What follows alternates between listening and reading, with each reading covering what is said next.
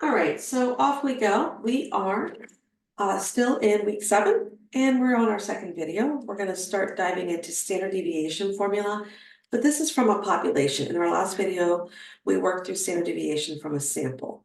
It's a slightly different formula, but very similar. You're still going to see your big Greek letter E, we're going to sum. You still have your data values, right? But instead of X bar, we're replacing that with mu, right? That's the Greek letter mu, which just stands for population mean. Remember, X bar is the mean from a sample. We're just going to upgrade to population terms. So X bar is mean from a sample. Mu is population mean. So we're still going to subtract those differences. We're still going to square them and add them up. We are now, instead of dividing by n minus 1, we're just going to divide by n. So that's even less calculations that we have to deal with. And this is going to be our Greek letter sigma, which is just standard deviation from a population. So same steps, we're going to go through our same steps. We're just going to divide by n instead of n minus 1. And then the letters just look a little different in the formula because we're pulling from a population, not a sample. Oh, they gave us a little key here. So the standard deviation of a population, sigma, is a measure of the spread of the measurements of a population around their mean. The more that the measurement tends to differ or deviate from their mean, the greater the standard deviation. All right, let's do a practice problem. So we're going to find the standard deviation of the population of 5 different weights. Okay, so step 1, if you recall, is always going to be, we're going to find the mu.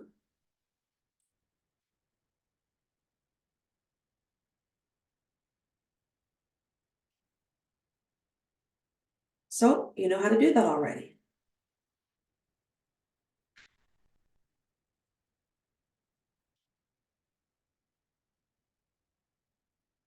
So take a moment, make sure you add up all of your weights and then divide by 5, because that's the number of numbers we have.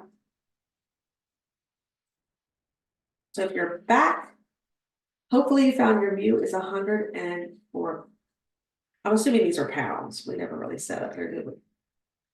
Okay, if you recall from practicing calculating standard deviation from a sample, you're still needing to figure out what x minus mu is going to be, right? So you're going to take all of your weights and you're going to subtract out your average, your mu. So nothing very exciting here.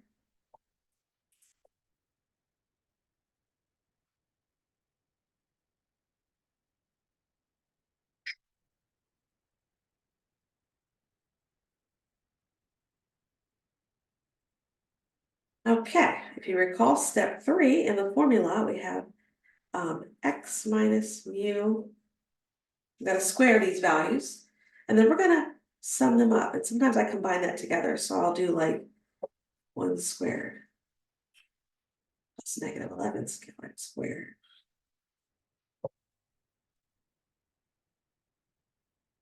Okay, just keep in mind when you square, you're always going to end up with something positive. Okay, 1 times 1 is 1. A negative 11 times negative 11 is 121. Negative 10 times negative 10 is 100. Negative 1 times negative 1 is 1. 21 times 21 is 441. Okay, so we're going to sum these up. And that's going to give us, let me double check, I think it's 600 something. Screw this up here. Hopefully I'll be forgiving if that happens to me. Hopefully someone will send me an email that something's wrong with my video. I haven't heard from anyone yet. Okay, now remember from the formula, let's go back and take a look. You've done all of this work here, and now we're going to divide that work by the number of numbers in our data set, and then take the square root. Okay, so hopefully you're feeling less anxious about this formula if you had any trepidation about it before.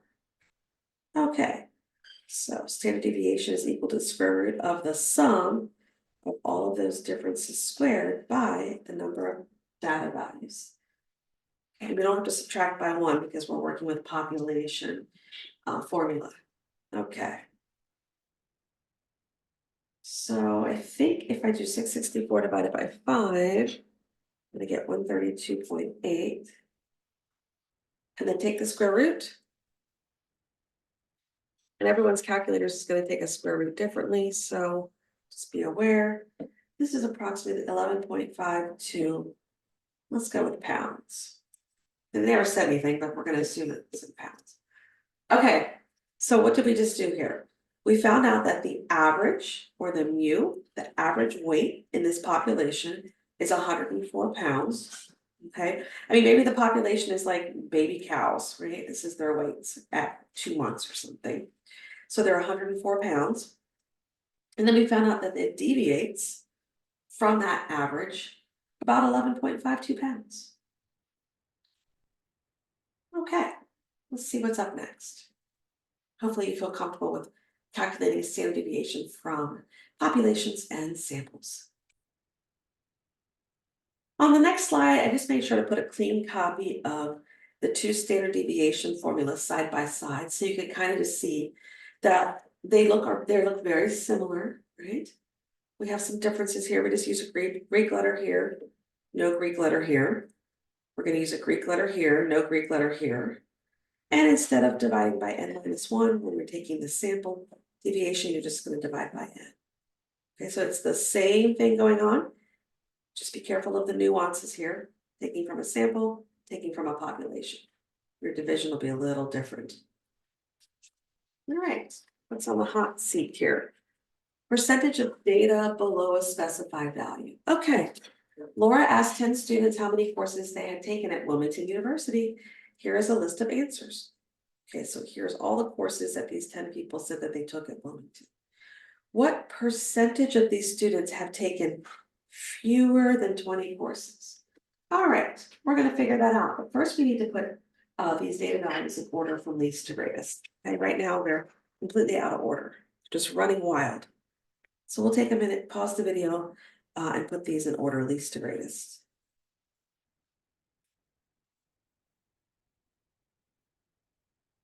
For some of you that are not pausing, you can go ahead and forward wind me.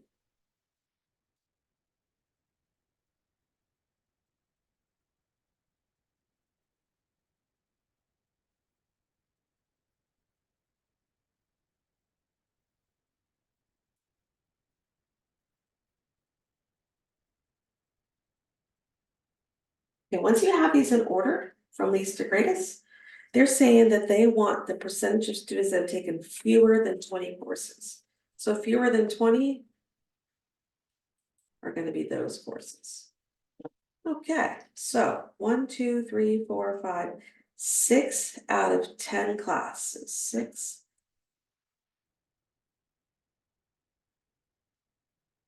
6 classes.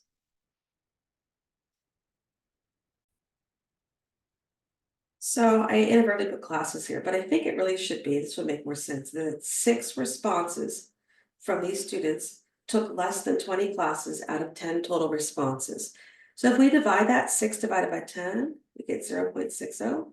If you multiply by 100, you're going to get 60% of these 10 students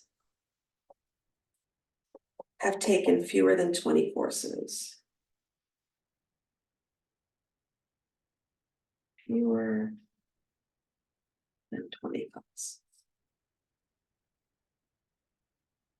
Okay, I'm gonna put a little special note here for the future. We can call 20 a 60th percentile sample. We're gonna get into percentiles here in a minute. Okay, so this is just a special note.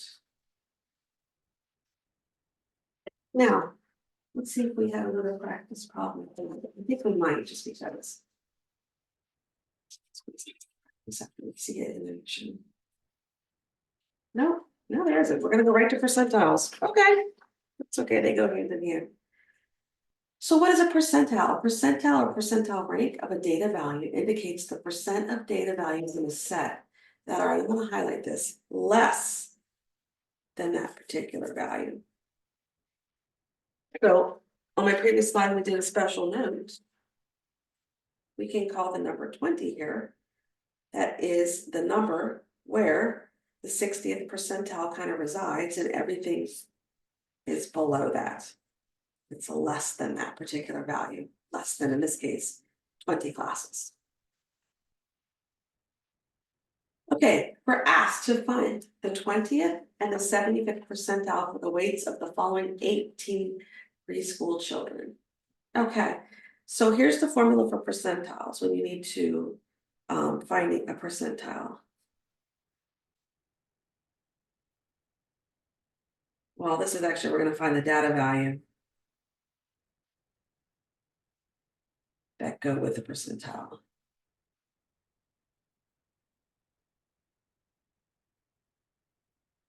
All right, so the formula is going to be n times p over 100.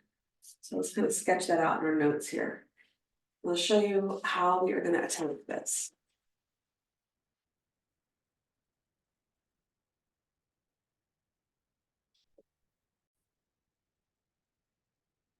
Let's go find the 20th percentile. Now, if you're working in ALEKS, they have two methods to kind of teach you how to do this. There's two methods, but I'm going to use method A, and I'm only going to work with method A. I don't like method B. You're allowed to use whatever method you like. I just happen to prefer this one. Okay, so what is n? N is going to be the number of numbers that you're working with. In this case, our n is equal to 18. Our p is what percentile they want us to work towards, which is the 20th. All right, so we're ready to go. We have 18 times 20 over 100. Okay, so if you want to, you can put this over a 1, and remember when you're multiplying fractions, just go straight across. So 18 times 20 over 1 times 100. So 18 times 20 is 360 divided by 100 is 3.6. Okay, now 3.6 is not our answer. What we are going to, though, show you with method A is that whatever you get, if you have a non-integer, which we do, 3.6 is a non-integer, always go to the next integer.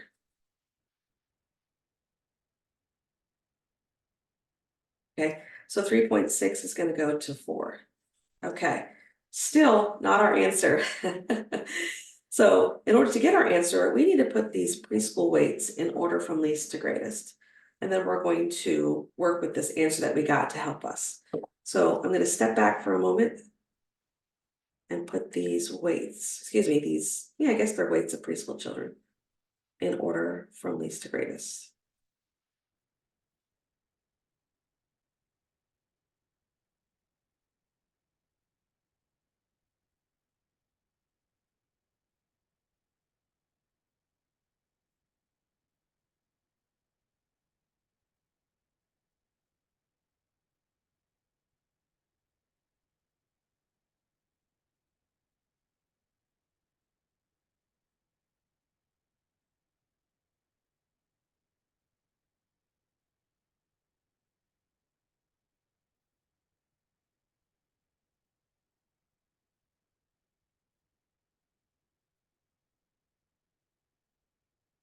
Got 33 in there.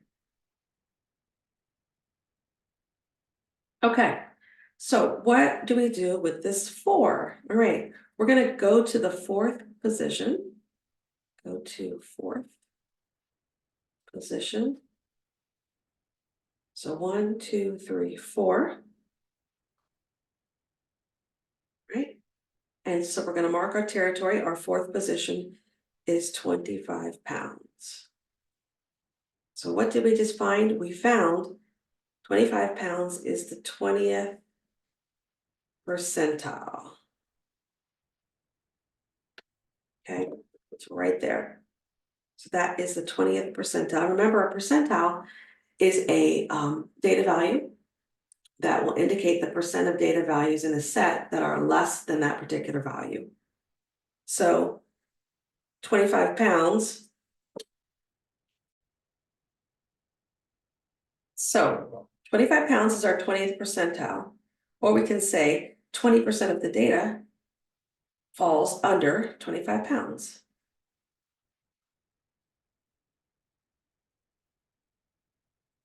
Which kind of makes sense, right?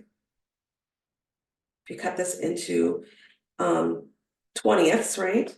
Or fifths, that could be 1/5 of the data falls right here. Let's go to the 75th percentile. Let's take a peek at that. Hopefully going to need an extra piece of paper for that. One thing you can never have too much of is scrap paper. All right, we're gonna use the same data set. So we're gonna find the 75th percentile. So we're gonna use our same formula for method A. N times P over 100. Well, our N is 18 times our percentile, which this time we're going with the 75th percentile, over 100. I'm gonna put that over 1 and work out the math. Please double check me.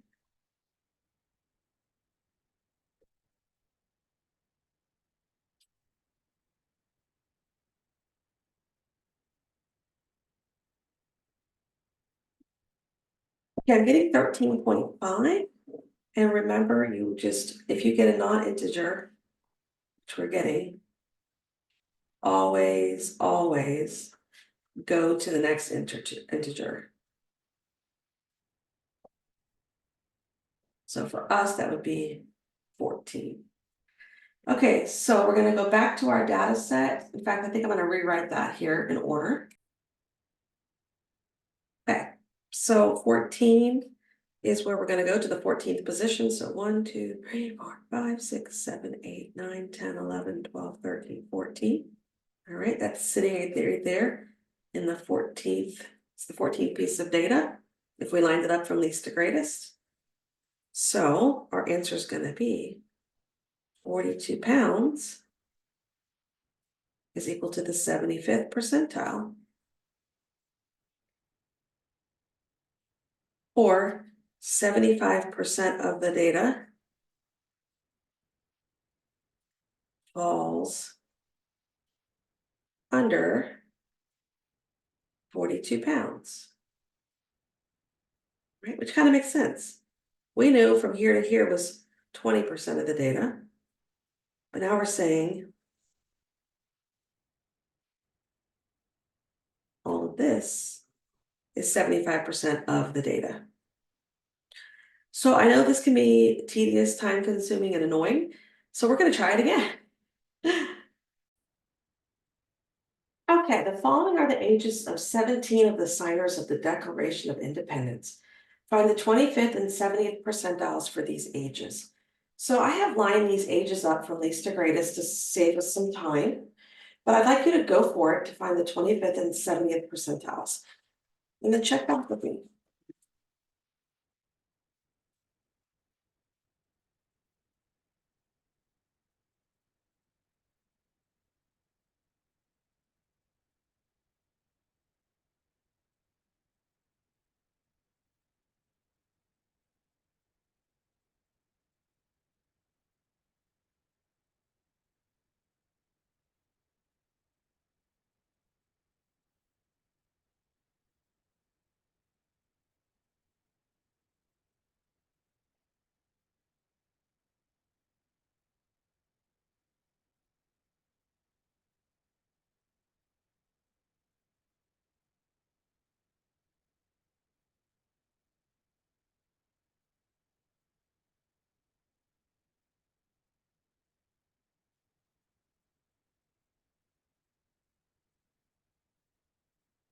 Okay, for the 25th percentile, I'm getting position 4.25, but you always want to round your non-integer to the next integer.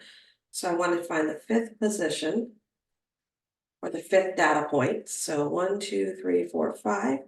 That would be 39. So that tells us that 39 is equal to the 25th percentile. Or we could say it to ourselves like this. This one kind of makes more sense. So here it is right here. So what we're saying is that 25% of the data falls under the age of 39. So that's about the quarter of the data is down there. Let's try finding the 70th percentile. So again, pause the video, come back, and see if we match.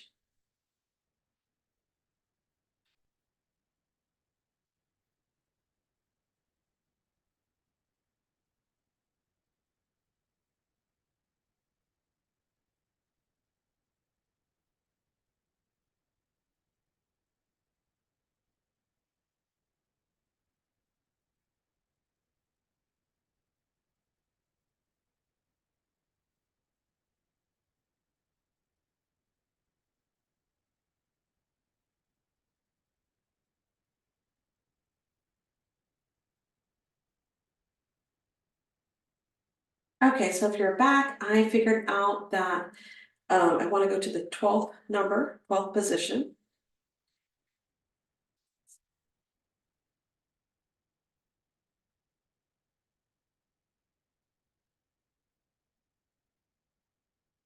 Okay, so I'm figuring out that 50 is equal to, and this 50 right here is equal to the 70th percentile.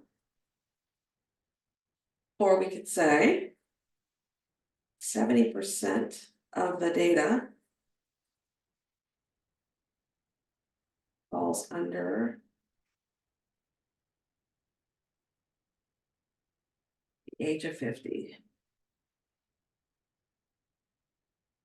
And let's see if that kind of makes sense. If this was a quarter of the data, well, if we come up all the way here, that feels like it could be 70% of the data falls in here, right? So hopefully that's going to help you as you navigate the questions and Alex on finding percentiles. Okay, we're going to move forward to creating a box and whisker box plot, sometimes it's called. So this is just another visual display of data. This is just an example of some test scores, but I want to kind of highlight the 5 pieces of data that a box plot kind of looks for. And so first of all, you need your minimum. So in this case, it's right there. You need your maximum. You need your quartile 2, the Q2. Q2 is also your median. You got your Q1 and your quarter 3. Okay, so a box plot is essentially a visual display of data, but it cuts things into quarters. So from the minimum data to quartile 1, this is a quarter, or 25% of your data falls within here to here. Another 25% falls from quartile 1 to quartile 2. That's another 25%.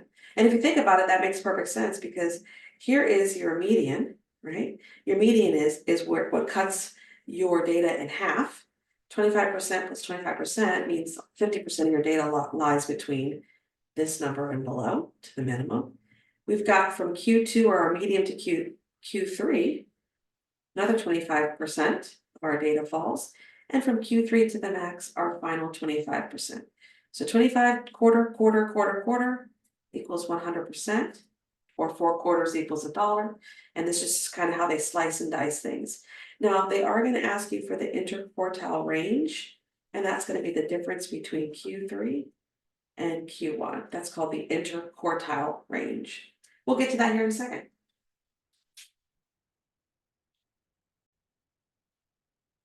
All right, so we are going to make our own box plot, but first we're going to find the 5-number summary and the interquartile range. The following are distance in miles to the nearest airport for 11 families. Notice that the numbers, thankfully, are ordered from least to greatest. Give the 5-number summary and the interquartile range for the data set. Okay, let's test this out. So let's go with the easiest ones. Minimum, we know is 8 miles. Maximum, 47 miles. Okay, median, that's what splits the data in half. Well, the median is one, not you, not you, not you, not you, not you, not you, not you, not you. Ah, beautiful. Because it's an odd number, where median is right in the middle here, so that's beautiful. Median is 26. Sometimes that's called quarter two. Okay, once you get your quarter two, now we need to find the lower quartile or the median of the lower half. So here's what you're gonna do. Since you already used 26 as your median, you're gonna cross that out, and then you're gonna find your middle of the lower half. That's your lower quartile. So the middle of the lower half is 15, because you got 8 and 14 on one side and 18 and 21 on the other. So this is going to be 15. That's your lower quartile, sometimes called quarter one. And we're going to do the same thing for the upper quartile, which is called quarter three. You're going to figure out what's the middle between these upper numbers. And it's 32, because that has 28 and 32 on one side and 45 and 47 on the other. The interquartile range is just going to be Q3 minus Q1. So what do we got? 32 minus 15. That's going to be 17. Okay, now they're not asking us to make a box and whisker plot, but I'm going to make one with you. So what I'm doing is I'm looking, the lowest number was 8, the highest number is 47. So I'm just going to make like a little number line, and I'm going to go in increments of 5. Starting with 5, because that's below 8, I'm going to go to 50.